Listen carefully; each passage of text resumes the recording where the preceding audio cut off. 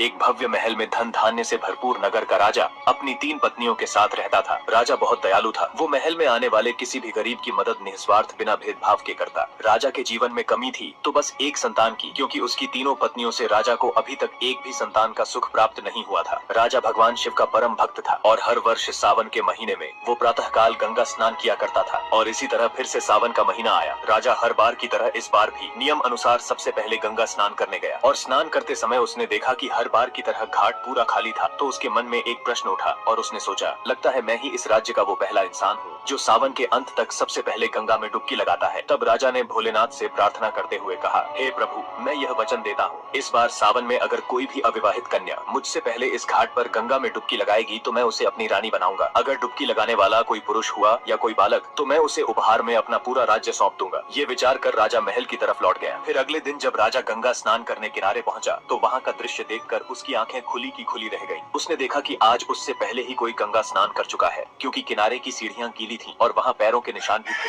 अब राजा सोच में पड़ गया, भला वह कौन हो सकता है? इस नगर में ऐसा कोई भी नहीं जो मुझसे पहले आकर गंगा स्नान कर ले। जरूर ये मेरा भ्रम है। मगर पैरों के निशान को लेकर उसके मन में सवाल थे। सच क्या है जानने के लिए राजा अगले दिन पहले से भी सवेरे गंगा स्नान करने पहुंचा, परंतु इस दिन भी राजा को वही दिखा। सीढ़ियां गीली थी और किसी के कदमों के निशान मिले। अब राजा को यकीन हो चुका था कि कोई तो है जो मुझसे पहले गंगा स्नान कर जाता है। उसने बहुत सोचा कि वो कौन हो सकता है, क्या वो कोई स्त्री है या कोई पुरुष। राजा को पूरा यकीन था कि ये जो कोई भी है इस नगर का तो नहीं हो सकता। अब राजा अपने 2 सैनिकों से कहता है, तुम घाट पर कड़ी निगरानी रखना और जो कोई भी सुबह गंगा स्नान करता हुआ दिखे तो मुझे शीघ्र आकर बताना। आदेश का पालन हुआ और सैनिक रात भर जागकर सुबह होने तक पहरा देने लगे। फिर एक दिन सैनिक की नजर नहाते हुए एक बंदरिया पर गई जो राजा से पहले आकर गंगा स्नान कर रही थी। ये देख सैनिक भागता हुआ अपने साथी के पास गया और कहा, मैंने अभी अभी एक बंदरिया को गंगा स्नान करते हुए देखा है, चलो जल्दी उसे बंदी बना लें, कहीं वो हाथ से ना निकल जाए। फिर सैनिकों ने जाल फेंक कर बंदरिया को फंसा लिया और हाथों में बेड़ियां डालकर उसे पकड़े रहे। महल में जब राजा को खबर मिली तो वो भागता हुआ घाट पर आया और सैनिकों से पूछा, कहाँ है वो इंसान जिसे तुमने कैद किया? सैनिकों ने कहा, महाराज, वो कोई पुरुष या कोई स्त्री नहीं, वह तो एक बंदरिया है। ये सुनते ही राजा के मानो होश उड़ गए। उनके ऊपर जैसे कोई मुसीबत का पहाड़ टूट पड़ा हो। अब राजा अपने किस्मत को कोसते हुए अपना सर पकड़ लेता है और मन ही मन सोचता है, हे भोलेनाथ, कैसी है तेरी माया। मैंने अपना वंश बढ़ाने के लिए तुझे एक वचन दिया था, मगर मेरी किस्मत में शायद औलाद का सुख है ही नहीं। राजा अपने संकल्प का पक्का था, इतना कि वह अपने वचन को पूरा करने के लिए अपने प्राण की आहुति भी देने में पीछे नहीं हटता। फिर राजा ने बंदरिया से विवाह करने का मन बना लिया। बंदरिया को बेड़ियों से आजाद कर राजा अपने साथ महल ले आया और विधि विधान के साथ उससे शादी रचाई। दरअसल बंदरिया के किस्मत में ये पहले ही लिखा हुआ था कि उसे रानी बनने का सौभाग्य प्राप्त होगा। ये पिछले जन्म में घमंडी बेरहम स्त्री थी जिसने एक गर्भवती औरत के साथ बहुत जुल्म किया। उसी कर्म के फलस्वरूप इसे ये जन्म बंदरिया के रूप में मिला और इसे अपने पिछले जन्म के बारे में भली भांति मालूम था। इसलिए बंदरिया भगवान शिव की पूजा करने लगी और सावन के महीने में प्रातः काल हर रोज गंगा स्नान किया करती थी, जिससे प्रसन्न होकर भगवान शिव ने बंदरिया को दर्शन दिए और उसे रानी बनने का आशीर्वाद मिला। अब राजा की नई पत्नी को देख उसकी तीनों रानियां अंदर ही अंदर जल भुन रही थीं। फिर कुछ महीने बाद जब राजा को पता चला